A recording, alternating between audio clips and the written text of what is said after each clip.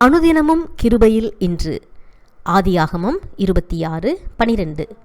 ஈசாக்கு அந்த தேசத்தில் விதை விதைத்தான். கர்த்தர் அவனை ஆசீர்வதித்ததினால் அந்த வருஷத்தில் 100 மடங்கு பலனடைந்தான்.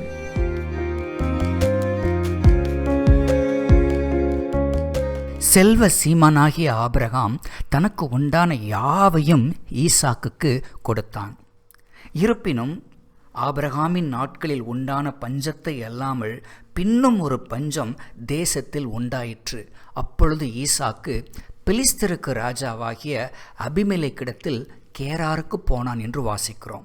இந்த குறிப்பு நமக்கு அறிய தருகின்ற முதல் செய்தி என்ன? தேவனுடைய பிள்ளையினுடைய வாழ்விலே மேடு பள்ளங்கள் வராது என்று அர்த்தம் அல்ல.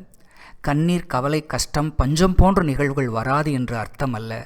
மாறாக அவைகள் என்ன வந்தாலும் அவைகளோடு கூட தேவன் தம்முடைய பிள்ளைகளோடு கூட இருப்பார் என்பதற்கு இந்த வசனம் சிறந்த எடுத்துக்காட்டு. ஈசாக்கு அந்த தேசத்தில் விதை விதைத்தான். கர்த்தர் அவனை ஆசீர்வதித்ததினால் அந்த வருஷத்தில் 100 மடங்கு பலனடைந்தான்.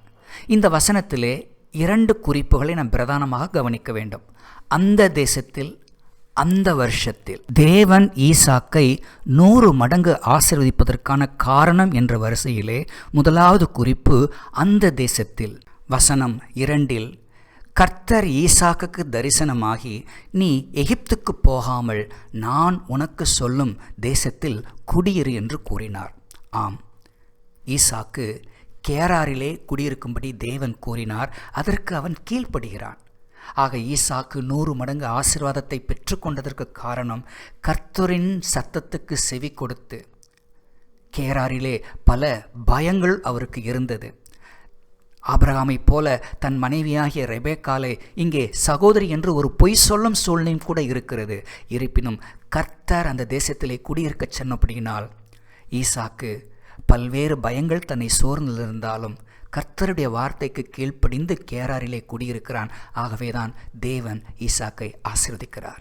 தேவனுடைய பிள்ளைகளாகி நீங்களும் நானும் எப்பொழுதெல்லாம் அவனுடைய வார்த்தைக்கு செவி சாய்த்து அவர் சித்தம் செய்கிறோமோ அப்பொழுதெல்லாம் அவருடைய 100 மடங்கு ஆசீர்வாதத்தை நாம் எதிர்பார்க்க முடியும் என்பதற்கு இந்த வேத பகுதி ஒரு சிறந்த எடுத்துக்காட்டு. ஈசாக்கு தேவனுடைய வார்த்தைக்கு செவி சாய்த்து கேராரிலே குடியிருந்தது நிமித்தம் தேவன் அவனை ஆசீர்வதித்தார் என்று நாம் அறிகிற அதே தருணத்திலே அவனும் தன் தகப்பனாகிய ஆபிரகாமைப் போல பொய் சொன்னதையும் தேவன் மறவாமல் இங்கே எழுதி வைத்திருப்பது எதை குறிப்பிடுகிறது? தேவன் நம்முடைய பலம், பலவீனம் எல்லாவற்றையும் அறிவார். தேவன் நம்மை ஆசீர்வதிக்கின்ற ஒவ்வொரு ஆசீர்வாதமும் நாம் அதற்கு தகுதியானவர்கள் என்பதினாலும் அல்ல. திருவசனம் சொல்வது போல் அவர் நம்முடைய கிரியைகளுக்கு தக்கதாக நமக்கு செய்யாமல், நம்முடைய மீறலுக்கு தக்கதாக நமக்கு சரி கட்டாமல், எப்போதும் தமது கிருபையின்படியே நமக்கு இறங்குகிற ஆண்டவர் என்பதைத்தான் இங்கே ஈசாக்கின் வாழ்விலே நாம் பார்க்கும் பொழுது தேவனுடைய வார்த்தைக்கு கீழ்ப்படிந்த ஈசாக்கு தான் அதே நேரத்திலே தேவனுடைய வார்த்தையை நம்பாமல் மனிதனுக்கு பயந்து பொய் சொன்ன ஈசாக்கையும் தேவன் நேசிக்கிறவராய் அவனுடைய பலவீனத்தையும் தாண்டி அவனை ஆசீர்வதிக்கிறார். அடுத்து நாம் கவனிக்க வேண்டிய 2வது குறிப்பு என்ன? அந்த வருஷத்தில்.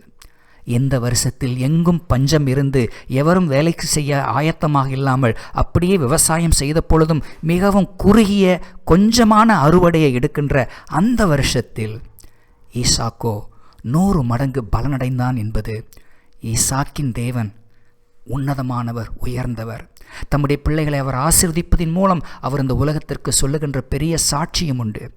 அப்படிப்பட்ட ஆசீர்வாதத்தை தேவன் நம்முடைய வாழ்விலும் கொடுக்கலாம். இந்த ஈசாக்கு 100 மடங்கு ஆஸ்வதிக்கப்பட்டதற்கு காரணம் தேவனுடைய வார்த்தைக்கு கீழ்ப்படுகின்றார். தன் தகப்பன் சொத்தை அழித்து விடவில்லை. என்னதான் செல்வ சீமானாகிய தன் தகப்பன் தனக்கு கொடுத்த எல்லா செல்வத்தையும் மனம் போல் செலவழிக்காமல் தான் கடினமாக உழைக்கிறார். அதை பற்றி தான் இங்கே வாசிக்கிறோம். ஈசாக்கு விதை விதைத்தான். அந்த தேசத்தில் விதை விதைத்தான், உழைத்தான், கடினமாக உழைத்தான், தேவனை நம்பினான். ஆகவே தேவன் அந்த வருஷத்தில் அவனை 100 மடங்காய் ஆசீர்வதித்தார் என்ற செய்தி தேவனுடைய பிள்ளைகளாகிய நீங்களும் நானும் இந்த உலகத்தை பார்க்காமல், காற்றை கவனிக்காமல், மலையை கவனிக்காமல் கர்த்தருக்கு கீழ்ப்படிந்து கர்த்தரின் சத்தம் கேட்டு கர்த்தருடைய பலத்தோடு நாம் காரியங்களை செய்யும் பொழுது 100 மடங்கு ஆசீர்வாதத்தை காண முடியும். அப்படிப்பட்ட ஒரு ஆசீர்வாதத்தின் நாளாக இந்த நாள் அமையட்டும். என்றும் அப்படிப்பட்ட ஆசீர்வாதத்தின் வாழ்வை நாம் வாழ தேவன் நமக்கு உதவி செய்யட்டும். நன்றி. அன்புக்குரியவர்களே, இந்த காணொளி உங்களுக்கு பிரயோஜனமாக இருந்தால் இந்த அனுதினமும் கிருபை என்ற எமது தின தியானத்தை உங்கள் நண்பர்களோடும் உறவினர்களோடும் பகிர்ந்து கொள்ளுங்கள். தொடர்ந்து எமது தின தியானம் உங்களை வந்து அடைய நமது சேனலுக்கு சப்ஸ்கிரைப் பண்ணுங்கள். நன்றி.